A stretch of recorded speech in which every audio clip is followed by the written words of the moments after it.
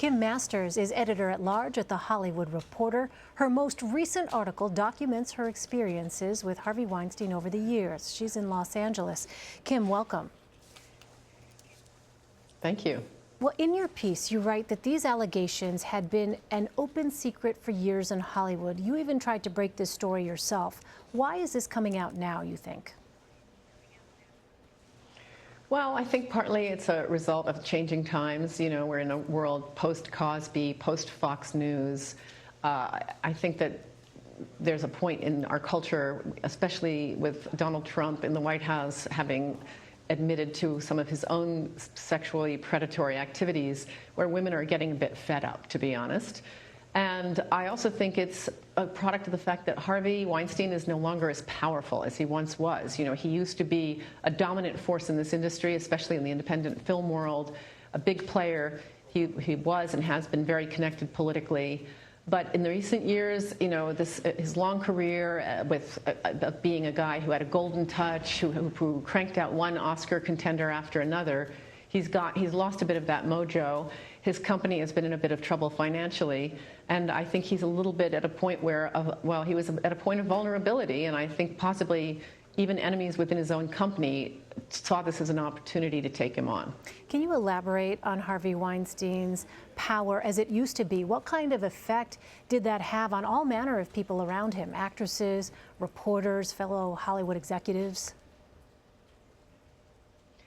Well, you know, Harvey Weinstein is an unlikely character. He's very rough and tumble. He's, you know, rough around the edges, but he had this taste where he was making movies like Pulp Fiction, The Piano, The English Patient, The Shakespeare in Love, one after the other. And so many people, you know, a lot of people get a little foolish around anyone even remotely connected to this industry in Hollywood. And with a guy like that, who genuinely could put you on the screen and make your career, some people just, you know, were blinded by the opportunity that he would seem to present. I'm sure it was very flattering when he expressed interest in you, as it would have been when Bill Cosby would express interest in you.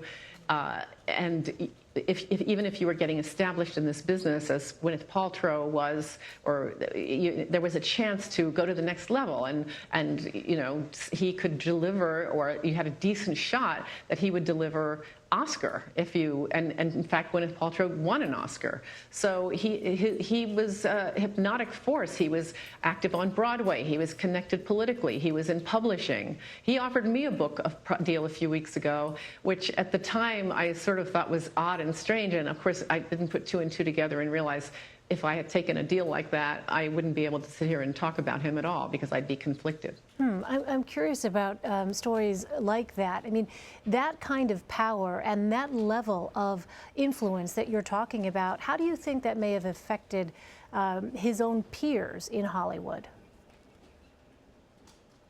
You know, it was a culture of a great deal of complicity. And, you know, in fairness, for many years, no one had said anything publicly. We in the media could not get anything on the record. No one would speak out.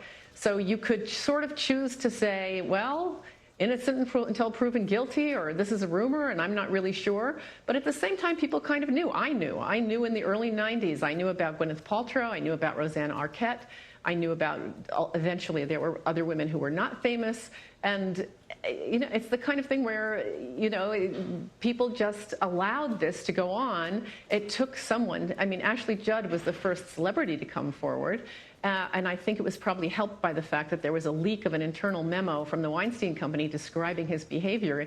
And that enables a journalist to go to somebody like Ashley Judd and say, look, we have this document. We have it on the record now that there's a problem with his behavior. We are going to go forward with the story. Do you want to blow the whistle on this guy, or do you just want to let, you know, this go on? And I think it puts a lot of burden on the women, but fortunately, a lot of other women have joined her in coming forward.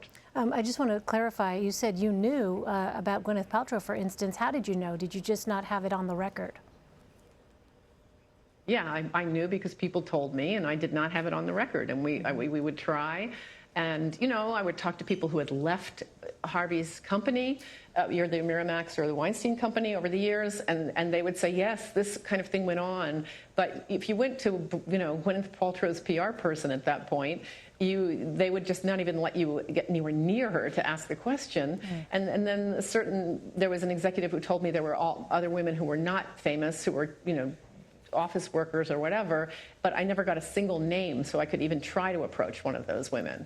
So it's very frustrating. One of the reasons I tried to be as helpful as I could to Ronan Farrow when he was working on his piece, which he had contacted me knowing that I had covered Harvey over years, is because I felt if Ronan is going to get this story, good, somebody needs to get the story. It wasn't me. I wish it had been, but I'm going to do whatever I can because this story needs to be told. Well, in the piece that you wrote, you also mentioned figures like Roman Polanski and Woody Allen who have faced their own allegations of sexual misconduct. Do you think we're reaching a tipping point for what's accepted in Hollywood?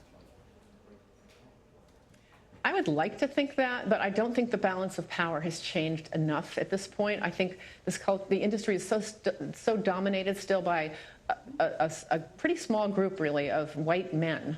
Very few women in positions of power. And as long as there's that dramatic of an imbalance in executive offices, at all levels of this industry, I think it's unhealthy. I think that it's a situation where you start to feel a little bit bulletproof and you start to tell yourself maybe that you can get away with this or that. And I think you hear sort of some of that in the tape that the model made, the recording of her encounter with Harvey, where he talks about what he always did, his behavior. Obviously, this was a real pattern of behavior. So I think it's an unhealthy environment where, again, the power is so concentrated in the hands of men and mostly white men. So I'm not sure if it's going to change. I've been getting calls about other executives who are high up now, and I think some of them should be very nervous. And I think it's going to be interesting to see if in this environment, if I approach a source and say, did this happen to you with this other person who's currently in a high-level job, am I going to have the same problem getting somebody on the record again? I don't know. A lot of people, I suspect I will. A lot of people, though, will be very interested to find out what perhaps the next chapter of this story is. Kim Masters with The Hollywood Reporter. Thanks so much, Kim. Thank you. You can see more with Kim Masters Thursday on CBS This Morning.